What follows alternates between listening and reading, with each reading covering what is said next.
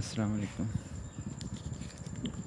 आज second year का हमने चैप्टर नंबर 7 स्टार्ट करना है।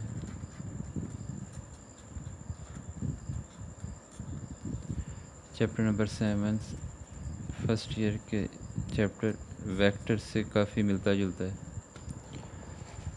नाम भी इसका वेक्टर्स ही है। वो फिज़िक्स की ज़ुबान में, फिज़िक्स की सेंस में वेक्टर्स को बताया किया गया, यहाँ मैथ की सेंस में किया जाएगा, लेकिन दोनों की बेसिक डेफिनेशन, बेसिक कॉन्सेप्ट सारे वही होंगे। लेकिन हमने चूँकि यहाँ पे क्वेश्चंस की शक्ल में लेकर आना है, वेक्टर्स को सॉल्यूशन में क्वेश्चन की शक्ल में लाना है, तो यहाँ हम उसको प्रॉपर शिफ्टिंग पे लाएंगे। तो आज ज़्यादा थ्योरी है, तो थ्योरी को देख के फिर आगे चलेंगे। वेक्टर्स आप जानते ही हो, quantity which completely expressed by the magnitude and direction. Completely expressed by the magnitude and direction. जैसे फोर्स, वेट, मोमेंटम या मूवमेंट ऑफ फोर्स, ऐसी बेशुमार मिसालें पड़ी हुई हैं। वेलोसिटी हो गया, एक्सेलरेशन हो गया, जो छोटी मोटी मुझे आती हैं। Completely expressed by the magnitude and direction, तो ये हो गया वेक्टर्स। तो इसके साथ बैठा है स्केलर। स्केलर में क्या कहते हो? Completely expressed the quantities which completely expressed by the magnitude only. तो जिसको सिर्फ मैग्नीट्यूड से ही बता दिया जाए तो उसकी वजाहत हो जाए, उसे हम क्या बोलते हैं? स्केलर्स। जैसे मैस हो गया, जैसे वॉल्यूम हो गया, जैसे जैसे जैसे जैसे जैसे वर्क हो गया, बाकी कुछ ऊपर भी दी हुई हैं। तो ये सारी बातें स्केलर्स में आएंगी। इसके बाद लफ्ज़ यूज़ होता है जब वेक्टर का, तो वेक्टर का दो बातें इस्तेमाल की जाती हैं। एक उसकी डायरेक्शन होती है, दूसरा उसका मैग्नीट्यूड। तो जो वेक्टर का मैग्नीट्यूड होता है उसको मैग्नीट्यूड भी कहते हैं, उसको लेंथ भी कहते हैं, उसको नॉर्म भी कहते हैं। ये जो लफ्ज़ नॉर्म है ये इसके मॉड की वजह से इस्तेमाल किया जाता है। बाकी मैग्नीट्यूड और लेंथ आप जानते ही हो कि आपके पास कोई भी वेक्टर है ए बी,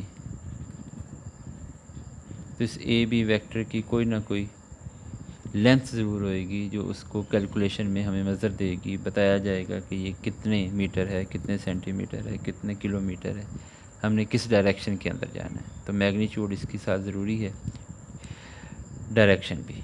तो मैग्नीट्यूड ए बी, तो ए बी वेक्टर को ए बी लेंथ लिखा जा सकता है।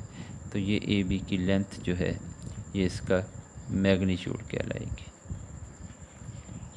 ठीक है। अगली बात कि हम वेक्टर को स्केलर कैसे बना सकते हैं? तो वेक्टर को स्केलर बनाया जा सकता है बाय टेकिंग इट्स मैग्नीट्यूड। जैसे वेलोसिटी को स्पीड कैसे बनाया जा सकता है? वेलोसिटी वेक्टर है, स्पीड स्केलर है।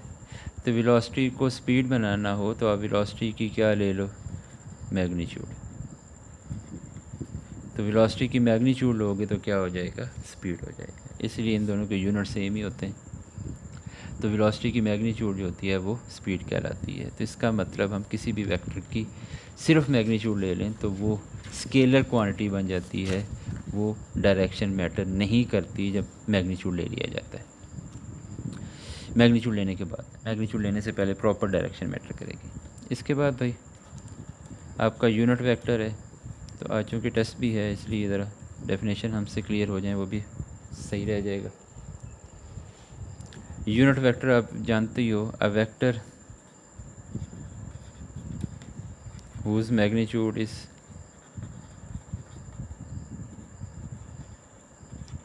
1 इन दैट डायरेक्शन। तो जिस डायरेक्शन में वेक्टर होता है, जिस डायरेक्शन में वेक्टर होता है उसी डायरेक्शन में उसका यूनिट वेक्टर होता है। तो यूनिट वेक्टर का formula vector over its magnitude, vector over its magnitude. अब जब वेक्टर की बात करते हो तो वेक्टर को लिखते वक्त आपकी मर्ज़ी होती है, इसके ऊपर एरो हेड लगा दो, इसके नीचे एरो हेड लगा दो, इसके ऊपर बार लगा दो बार वाली, या इसके नीचे लगा दो, या इसको बोल्ड करके लिख लो, ये सारे वेक्टर्स ही। जब मैग्नीट्यूड लिखते हैं फिर खैर होती है, जैसे मर्जी लिख लें। A vector whose magnitude is 1 in that direction, क्योंकि यूनिट वेक्टर है तो इसकी यूनिट की मुनासबत से मैग्नीट्यूड 1 है। डायरेक्शन लेनी है तो डायरेक्शन वही होगी जो इसके वेक्टर की होगी। तो unit vector vector whose magnitude is 1 in that direction, और नीचे इसका फॉर्मूला। तो ये सारी बातें आपकी रूटीन वाइज बुक के पहले पेज पे ही हैं 7 चैप्टर के। तो ये हमारे सिलेबस का आखिरी आसान चैप्टर है, जो मुझे लगा कि इस तरह ऑनलाइन सिस्टम चल जाएगा। अगर ये ऑनलाइन सिस्टम मज़ीद प्रलॉन्ग करता है तो फिर ज़रा हिम्मत करनी है, क्योंकि फिर प्रॉपर कैलकुलस के चैप्टर हैं, चैप्टर 2 चैप्टर 3, क्योंकि फिर हमारे पास ऑप्शन नहीं है उनको डिले करने की, क्योंकि वो मेन है। तो जब भी कोई मेन प्लेयर होता है उसको ज़्यादा टाइम दिया जाता है ताकि वो ज़्यादा देर क्रीज़ पे रहे, खेले, ज़्यादा स्कोर करे। इसलिए वो चैप्टर पहले करवाए जाते हैं कि उनके रिवीजन में प्रॉपर आपके पास टाइम हो, प्रॉपर उनके बारे में टेस्ट हो जाएं, प्रॉपर तैयारी हो जाए। तो ये चैप्टर ज़रा आसान है, ज़रा जल्दी तैयार हो जाते हैं। इसके बाद पेज 326 है, उसके ऊपर आप देखो तो नल वेक्टर है। तो नल वेक्टर वो होगा जिसकी मैग्नीट्यूड 1 होगी। तो मैग्नीट्यूड 1 क्या होगी? जिसमें वेक्टर चले ही ना, वही इसका इनिशियल पॉइंट हो, वही इसका टर्मिनल पॉइंट हो। अगर वेक्टर चल के किसी और पॉइंट पे रुका तो इनिशियल और टर्मिनल पॉइंट चेंज हो जाएगा, तो इसकी कोई ना कोई मैग्नीट्यूड आ जाएगी।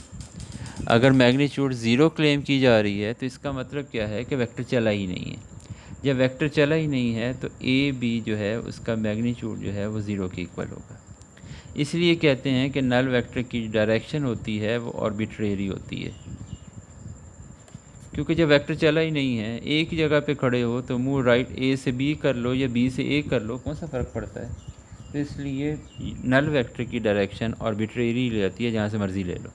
ए से बी ले लो भाई तो बी से ए ले लो, चाहे दाईं तरफ खड़े होकर देखने लग पड़ो या बाईं तरफ देखने लग पड़ो, खड़े तो एक ही जगह पे हो।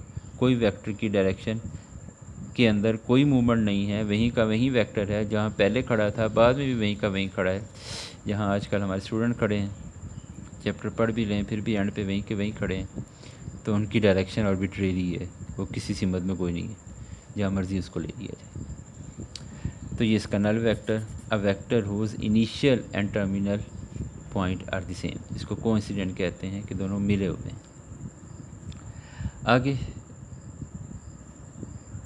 अगर कोई वेक्टर चल पड़ा है ए से बी की तरफ, तो इसको हम पढ़ेंगे ए बी वेक्टर, या हम इसको बी ए पढ़ेंगे तो फिर हमें बाहर माइनस लगाना होगा। ए बी वेक्टर है तो डायरेक्शन ए से बी है।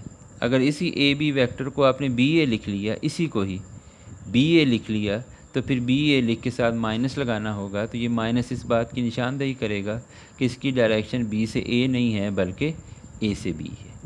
तो ये ए से बी वेक्टर जो है वो ए बी भी लिख सकते हो और माइनस बी ए भी लिख सकते हो। जैसे ये कोई वेक्टर सी डी है तो इसकी डायरेक्शन सी डी लिख लो या माइनस डी सी लिख लो, कोई फ़र्क नहीं पड़ता, दोनों का मतलब सेम है।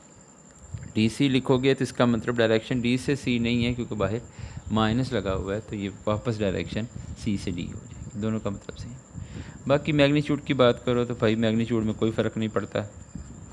यहाँ से घर से कॉलेज चले जाओ या घर से कॉलेज आ जाओ, कॉलेज से घर आ जाओ, अगर दरमियान में कोई पंगा पुंगा नहीं किया तो फिर आपकी जो मैग्नीट्यूड होगी वो सेम ही होगी, डायरेक्शन फ़र्क नहीं रखती,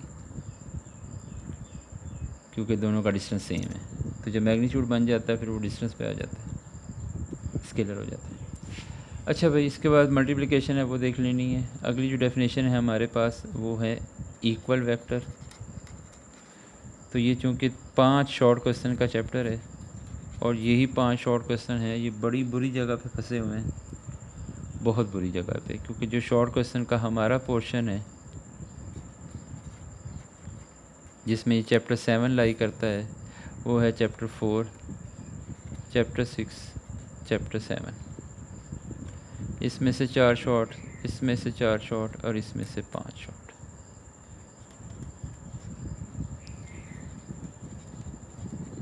तो ये बड़ी अजीब सी सूरत हाल के अंदर है, क्योंकि चैप्टर 6 बहुत अच्छा चैप्टर है, इंजीनियरिंग की तैयारी में बड़े मदद वाला चैप्टर है। बहुत MCQs चैप्टर 6 में से आते हैं जो इंजीनियरिंग के टेस्ट में आगे नस्ट फास्ट लम्स वगैरह में, क्योंकि उन्हें बड़ा पता है कि चैप्टर 6 जो है आकर बच्चे थक जाते हैं, क्योंकि ये चैप्टर सबसे एंड पे करना होता है, प्रॉपर टाइम स्पेस दे के करना होता है।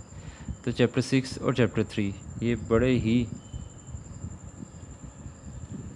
हमारे हक़ में चैप्टर हैं, क्योंकि बच्चों की तबीयत सही साफ़ होती है, क्योंकि थोड़ा सा भी लूज़ करें तो बातें हाथ से गईं।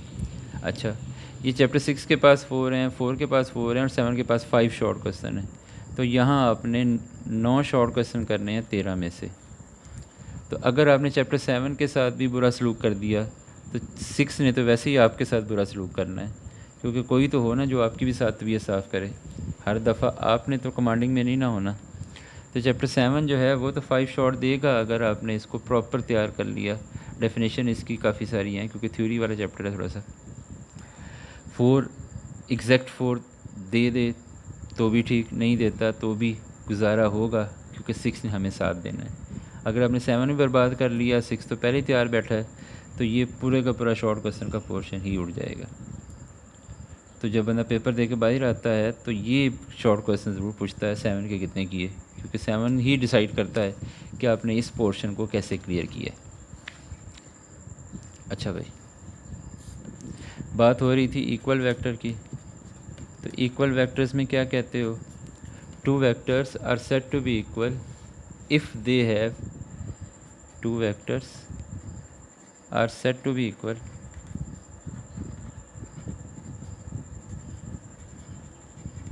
if they have same direction and same magnitude।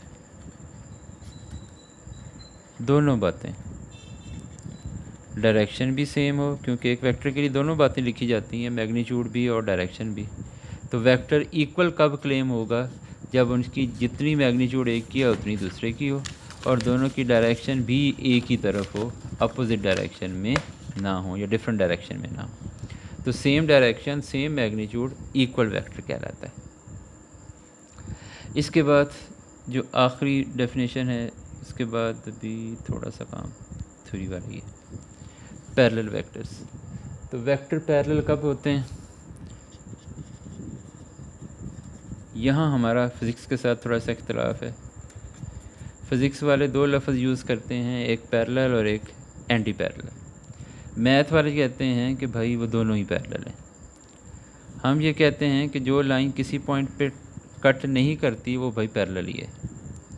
तो इन दोनों की डायरेक्शन सेम हो तो फिज़िक्स वाले इसको पैरेलल बोलते हैं, डायरेक्शन उल्टी हो तो फिज़िक्स वाले इसको एंटी पैरेलल बोलते हैं। तो हमारी ज़ुबान में एंटी पैरेलल कुछ नहीं है, वो पैरेलल ही है। तो ये भी वेक्टर पैरेलल है, ये भी वेक्टर पैरेलल है। तो वेक्टर पैरेलल होने के लिए डायरेक्शन की कोई नहीं परेशानी। तो डेफिनेशन के अंदर ये दोनों बातें कवर हो जाती हैं। डेफिनेशन ये कहता है कि 2 vectors are said to be parallel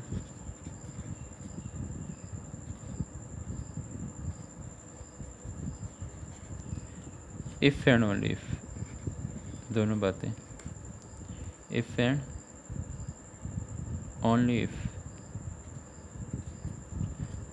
they are scalar multiple of each other, they are scalar multiple of each other. तो MCQs ही डेफिनेशन से मिलते हैं मेन, और चैप्टर चलता भी डेफिनेशन के सर पे ही है, क्योंकि इसी ने ही उसको बेस देनी होती है, कॉन्सेप्ट देने होते हैं। अब वो कहता है कि 2 vectors are said to be parallel if and only if they are scalar multiple of each other. जैसे u is equal to 3v, अगर मैं v को 3 से मल्टीप्लाई करूँ तो वो क्या हो जाएगा? u के इक्वल। तो इसका मतलब क्या है कि u जो है वो v का स्केलर मल्टीपल है, या v जो है वो u का स्केलर मल्टीपल है। अगर ये 3 इधर मल्टीप्लाई हो रहा है, इधर आकर 1/3 हो जाएगी। तो यहाँ एक लफ्ज़ भूल गया, स्केलर मल्टीपल था, स्केलर जो है ये नॉन ज़ीरो होना चाहिए। तो non zero scalar multiple of each other. Positive होगा सेम डायरेक्शन होएगी, नेगेटिव होगा रिवर्स डायरेक्शन हो जाएगी। तो ये दोनों ही हमारी ज़ुबान में पैरेलल हैं। तो यहाँ हमने सिर्फ ये क्लेम किया कि नॉन ज़ीरो स्केलर मल्टीपल हो। नॉन ज़ीरो में दोनों बातें होती हैं, पॉजिटिव भी और नेगेटिव भी। तो हम यहाँ बॉदर नहीं करते कि डायरेक्शन सेम है या नहीं है, हम उसको ब्रॉडर सेंस के अंदर पैरेलल ही मानते हैं। इसके बाद 2 कंडीशन देख के और एक आर्टिकल देख के बस करेंगे। इसके बाद आप जानते हो कि जब हम वेक्टर्स को ऐड करते हैं तो ऐड करने के 2 तरीके हैं। एक है ट्रायंगुलर मेथड, क्योंकि हमारी कैलकुलेशन में ये सिर्फ डेफिनेशंस ही हैं, हमारे यूज़ के अंदर इसका काम बहुत थोड़ा है। ट्रायंगुलर मेथड के अंदर क्या करते हो, याद होएगा head to tail rule use करते थे। पहले वेक्टर का हेड, दूसरे वेक्टर की टेल, और रिजल्टेंट का हेड के साथ हेड होता था और टेल के साथ टेल होती थी। तो यहाँ W वेक्टर जो है वो इक्वल आएगा U प्लस V के। तो ये वेक्टर को ऐड करने का तरीका होता था कि हम वेक्टर्स को हेड टू टेल रूल के अंदर ऐड करते थे। तो इसमें होता ये था कि एक वेक्टर का हेड दूसरे वेक्टर की टेल, और रिजल्टेंट में हेड के साथ हेड होता था और टेल के साथ टेल। ये ट्रायंगुलर मेथड गिना जाता था। रेक्टेंगुलर मेथड भी था।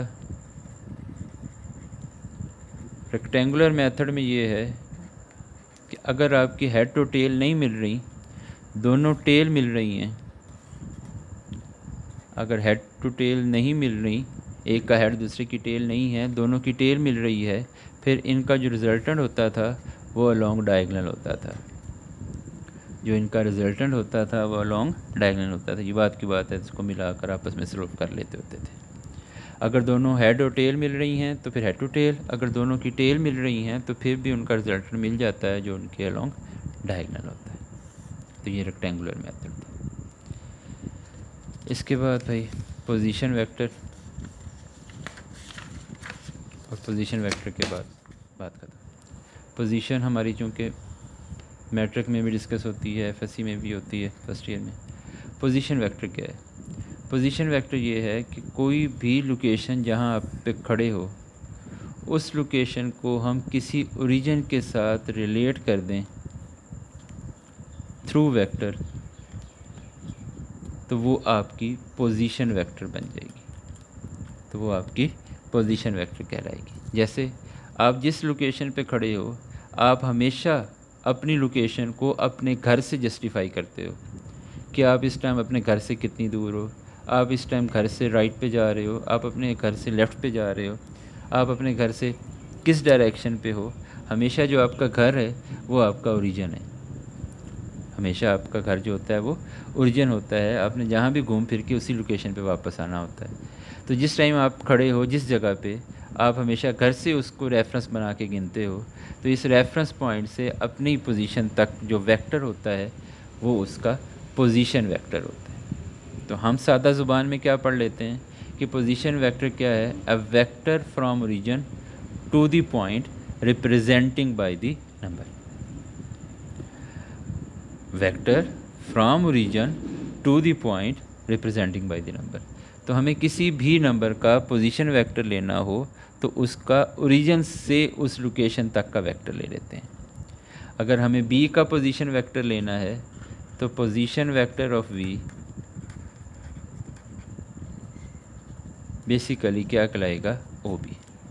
तो जिस पॉइंट का भी पोजीशन वेक्टर लेना हो तो वो पोजीशन वेक्टर हमेशा कहाँ से निकलेगा?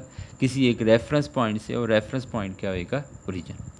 तो ओरिजिन से उस पॉइंट तक का जो वेक्टर होएगा वो पोजीशन वेक्टर कहलाएगा। ठीक है, जिसमें OA हो गया पोजीशन वेक्टर ऑफ A हो गया, PV इसका शॉर्ट फॉर्म आ जाता है। तो ये सारा आर्टिकल पोजीशन वेक्टर। तो यहाँ से हमारा चैप्टर जिसने आगे क्वेश्चन यूज़ करने हैं वो स्टार्ट होएगा। तो यहाँ पे हम बात रोकेंगे। ये आपके पास प्लेन के अंदर 2 लोकेशंस पड़ी हुई हैं, A और B। तो हमें वेक्टर निकालना है ए बी, हमें वेक्टर निकालना है ए बी। अब ए भी कोई पॉइंट है, बी भी कोई पॉइंट है। अगर हम इन दोनों के पोजीशन वेक्टर ले लें, ओ बी और ओ ए, लेट कर लें कि आपका जो ओ बी है वो बी की इक्वल है और ओ ए जो है वो ए की इक्वल। अब मुझे छोटी सी बात बताओ कि इस सारी डायग्राम के अंदर ओ ए बी के अंदर रिजल्टेंट क्या है?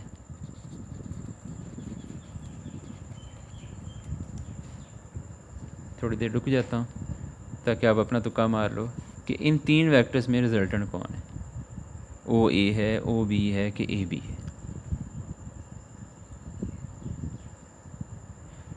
जिन बच्चों का जवाब ओ ए है वो गलत है। जिन बच्चों का जवाब ए बी है या जिन बच्चों का जवाब ओ बी है, क्योंकि तीन वेक्टर हैं, तीन में से कोई ना कोई रिजल्टेंट होना ही था। अगर आप इस बात पे बैठे हुए हो कि ये वेक्टर ज़रा लंबा चौड़ा है, ये रिजल्टेंट होगा, तो ये भी आपकी आंखों का धोखा है। जो यहाँ रिजल्टेंट है वो कौन है? O B. मैं भी भूल गया, जो रिजल्टेंट है यहाँ पे वो कौन है? O B. कैसे? क्योंकि रिजल्टेंट की क्या पहचान है? हेड के साथ हेड होता है और टेल के साथ टेल होती है। तो इसका हेड के साथ हेड है, टेल के साथ टेल है, तो इसका मतलब इस खाते कहानी के अंदर जो रिजल्टेंट है वो कौन है? O B. तो ओ बी वेक्टर आ गया ओ ए प्लस ए बी। तो ओ बी वेक्टर आ गया ओ ए प्लस ए बी, क्योंकि हेड के साथ हेड हो, टेल के साथ टेल हो, तो वो रिजल्टेंट होता है। तो ए बी इक्वल आ गया ओ बी माइनस ओ ए। तो ये मेरा समझ लें पूरे चैप्टर के अंदर यही अल्फाज होंगे कि ए बी इक्वल है O B minus O A. O B को क्या पढ़ना है? Position vector of B minus position vector of A. ठीक है, तो ये बात मैंने यहाँ से आगे अक्स कर ली। असल बात ये थी कि आपके पास दो पॉइंट हैं ए बी, दोनों के पोजीशन वेक्टर ले लिए। इस तरह जो डायग्राम बनी उसमें ओ बी रिजल्टेंट मिला, ओ ए प्लस ए बी, ये इसके वेक्टर बना लिए। ए बी मैंने पहचान के लिए लिख दिए थे। अब आज के बाद जब भी आप कोई वेक्टर निकालोगे तो आप उन दोनों के पोजीशन वेक्टर की शक्ल में लिखोगे। ए बी वेक्टर होगा position vector of B minus position vector of A. तो C D vector, A D vector, A F vector कैसे होंगे? सी डी क्या होगा? Position vector of D minus position vector of C. Position vector of D minus position vector of A. तो जहाँ पे vector जाके ख़त्म होगा उसका पोजीशन वेक्टर माइनस स्टार्ट वाले का पोजीशन वेक्टर। जहाँ पे वेक्टर ख़त्म होगा उसका पोजीशन वेक्टर माइनस स्टार्ट होने वाले। ये बात हमने यहाँ से अखज़ कर ली। तो आज के बाद डायग्राम तो नहीं बनेगी, डायरेक्ट लिख देंगे। तो position vector of A F क्या होगा? Position vector of F minus position vector of A. अगर ये सी डी है, मैं डी सी कर दूँ तो क्या होएगा? Position vector of C minus position vector of D. तो आज के बाद जब भी आप वेक्टर बनाओगे पहले उसकी पोजीशन वेक्टर बनाओगे, पोजीशन वेक्टर से आप उसका। तो कल हमारा आर्टिकल स्टार्ट होएगा इंशाल्लाह पोजीशन वेक्टर कैसे बनेगा पॉइंट का, क्योंकि हमने पॉइंट को पॉइंट पढ़ना सीखा हुआ है, पॉइंट को पोजीशन वेक्टर बनाएंगे। ठीक है बच्चों, ये थ्योरी ज़रूर पढ़ लेनी है और आज का टेस्ट भी देख लेना है। कल से इंशाल्लाह इसके क्वेश्चन प्रॉपर एक्सरसाइज।